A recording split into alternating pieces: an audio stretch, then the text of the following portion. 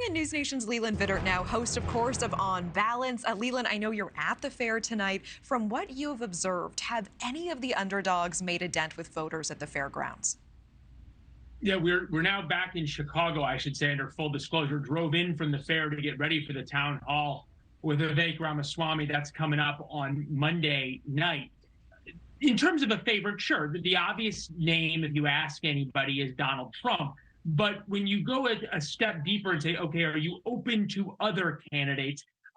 Most people will tell you yes. And I think that is the key message here, which is that this and what you're seeing today is not the end.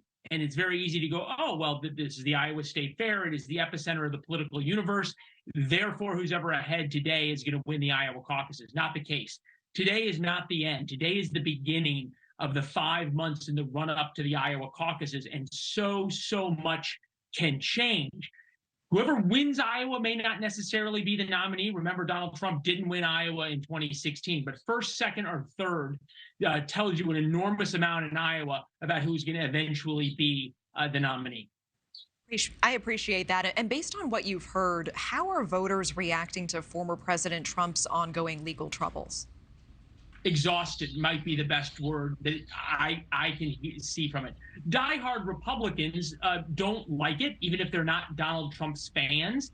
But when we walked around the fair for 2 days, not one person, and by that person I mean voters, obviously the media and other candidates excluded, but not one voter brought up the idea of Hunter Biden, and not one voter brought up Donald Trump's legal problems. And I think this is probably the real takeaway from being outside of the D.C. bubble. That's why it's so important to have Kelly Meyer on the ground for days and days and days at the Iowa Fair, and then on the trail and meeting and talking to voters, is because what voters are focused on is themselves, interestingly enough. And it comes down to the economy, national security, and the border, and energy security. Those are the three main issues that we heard about over and over and over again. Interestingly enough, the culture war that we all cover so much isn't necessarily top of mind, although perhaps it is that the politics flows downstream of the culture. Yeah, that's really interesting. You know, and meanwhile, DeSantis, also there on the ground, maybe seems to be taking sort of a traditional approach. No raps from him, but he is trying to connect with voters through his policies first. Is that method working for him in Iowa? Any buzz that you're hearing from people on the fairgrounds about DeSantis? Well, at least so far, no, because we've seen DeSantis's Iowa numbers plummet.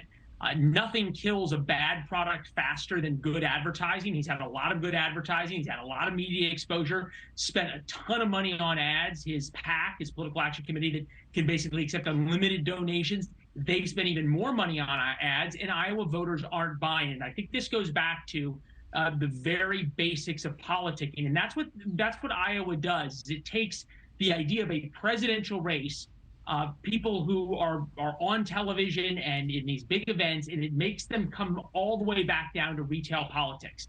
Can they connect one-on-one with voters? Do voters believe that this person cares about people like me? Those are the kinds of emotional connections that are required of presidential candidates in Iowa. It's why it makes it so interesting to be out there.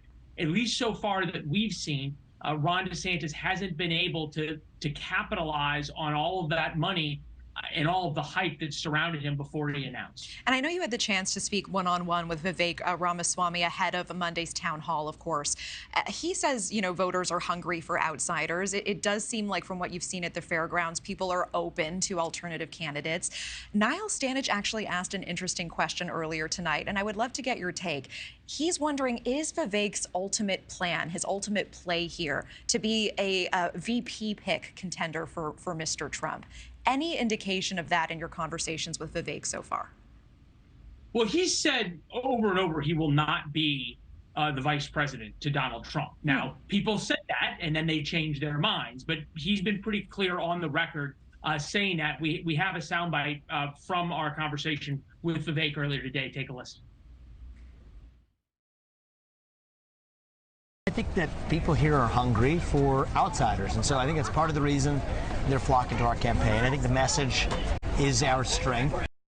Thank you for watching. Go to newsnationnow.com to find News Nation on your television provider. And don't forget to click the red subscribe button below to get more of News Nation's fact-driven, unbiased coverage.